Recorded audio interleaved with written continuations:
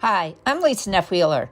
I've lived in New Jersey the majority of my life. I've lived in the Hillsborough, Montgomery, New Jersey area for over 30 years. I love living here. The area has maintained its country feel while having the conveniences of a more urban area. I look forward to sharing why I love the area and the local businesses.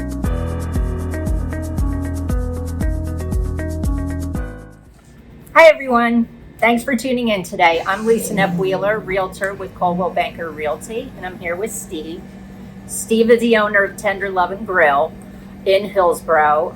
Tender Lovin Grill is a casual restaurant focused on nostalgic comfort food. And I've been looking forward to this interview to learn more about you.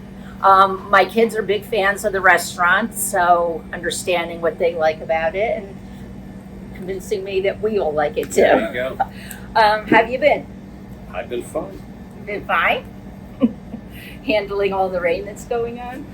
Well, it doesn't help the lawn as much. You can't mow it when it's too wet, but it helps golf courses. So. This is true. Yes.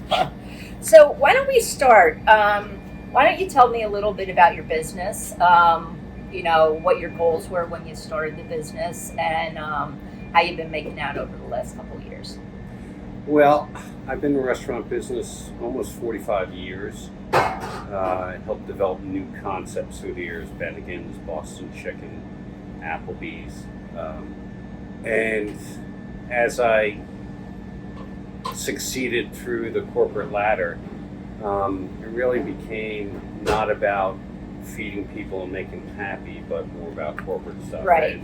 I want to get back to my roots, so I left that environment, and 9 years ago, actually 10 years ago, it took us a year to get open, but 9 years ago we opened this restaurant, and we just wanted to focus on healthy, comfort food, and really to bring a unique taste profile to Hillsborough that many of the other restaurants in town seem to be kind of the same theme. So by being unique, offering something a little bit different, we've been successful. Great. So I had toyed with the restaurant industry at one point. It's a difficult industry. It is. So explain a little bit about why the restaurant industry and how you've lasted as long as you have, because it is a difficult industry to work in. Well, I started in the restaurant business when I was 14, and by 18 I was a bartender, and that's how I worked my way through college. Uh-huh. And, it's a lot of hours, but if it doesn't bother you, then it's really not a big deal. And I always joke that if in the restaurant I'm safe, because when I'm out of the restaurant I'm spending money. So my wife likes it when I work a lot because it helps our bank account. We all do that. So talk a little bit about what motivates you about working here in your business. And well, from the beginning, it's just about, I know it's a terrible concept, but restaurants are, to me, or if you look at it, it's nothing more than a gas station for humans.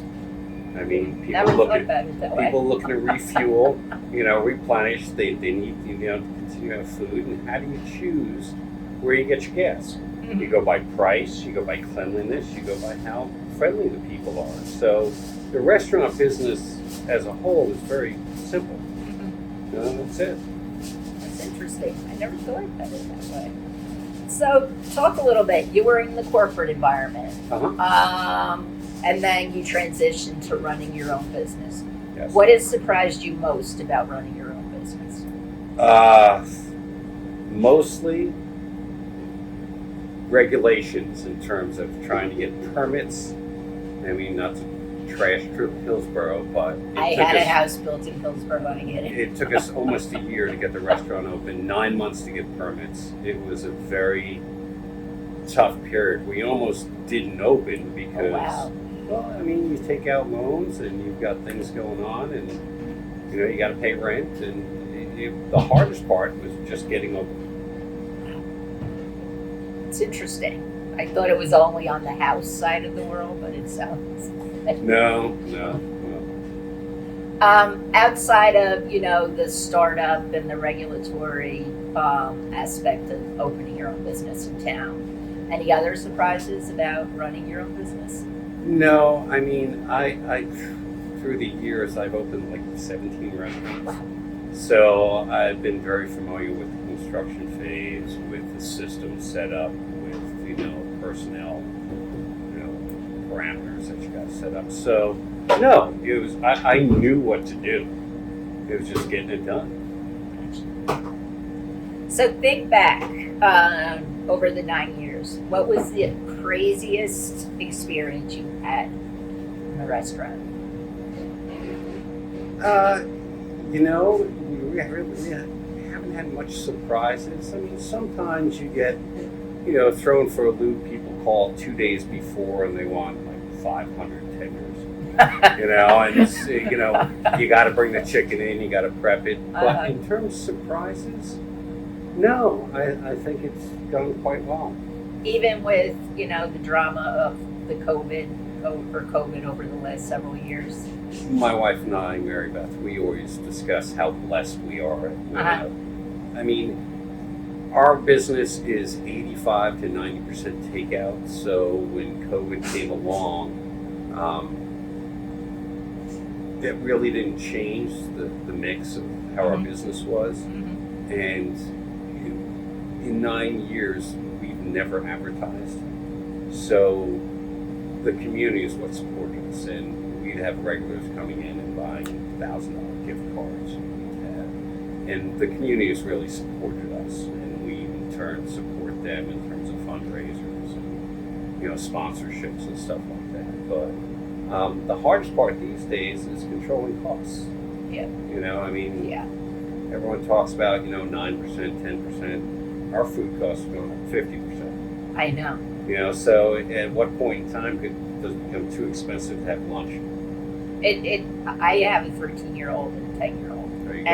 And they are, they grow very fast, and it's like the amount of money just in our lives spent on food versus you guys who do it for a living. Yeah. It's crazy.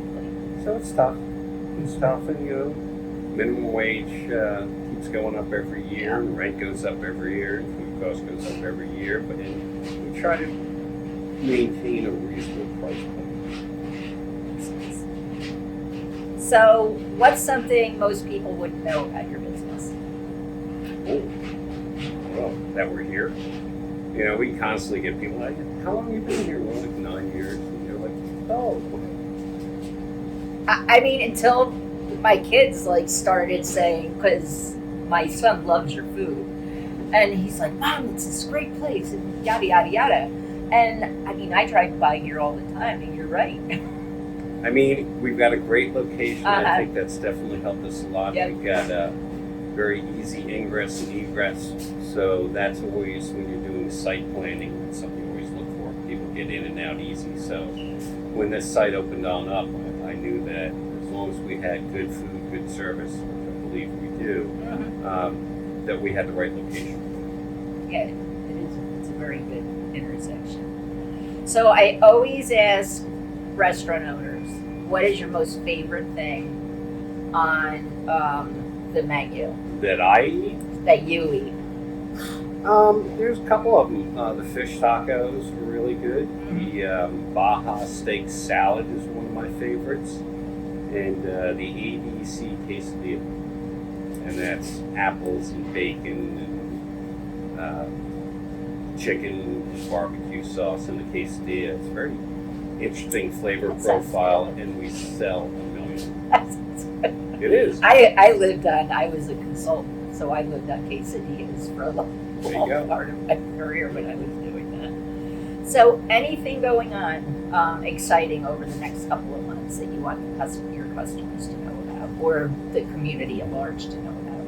Well, we're going to be closed on May 16th. It's a Monday. Because our youngest son, we have 3 boys, our youngest son is graduating from Rutgers. It might be nice if we went to that. Congratulations. It might be nice if we went to that. But other than that, no, we just try and make sure that we have a consistent product. That's what people really appreciate. go to McDonald's anywhere, you expect a Big Mac to taste like a Big Mac, and making sure that we put out the same high quality, consistent flavor profile product is what's important to people. You go to a pizza parlor and sometimes it's great and sometimes it's not, and eventually you stop going to that pizza parlor. So that's what we focus on. Any challenges that you need help from anyone in the community at this point? Some people have said, can you help me hire someone? Well, hiring is always tough, especially because most of our employees, and we have 15 employees. Oh, wow. And most of them only work, 1, maybe 2 days a week. They're college students or their moms or they're high school students. And as you go through the year, 1/3 of them are into the fall sports and then they're into the winter sports. So it's always a challenge. And then, when school events come along, proms, stuff like that, it gets a little hairy. But, pretty much we've been able to muddle on through. And, if things are a little tough, and my wife and I just pick up the slack. That's good. Family business. There you go. Well, Steve, thanks so much for your time today. I really appreciate it. Thank you for taking the time. Nice getting to know you, learning more about your restaurant, and I will be back definitely for the quesadilla. Well, I appreciate taking the time. Thank you so much. And for our audience, thanks for watching. Once again, I'm Lisa Neff-Wheeler, Realtor with Coldwell Banker Realty. If you have a business and would like to be featured, please reach out to me today at 732-267-1204. See you on the next episode. Take care. Have a great day.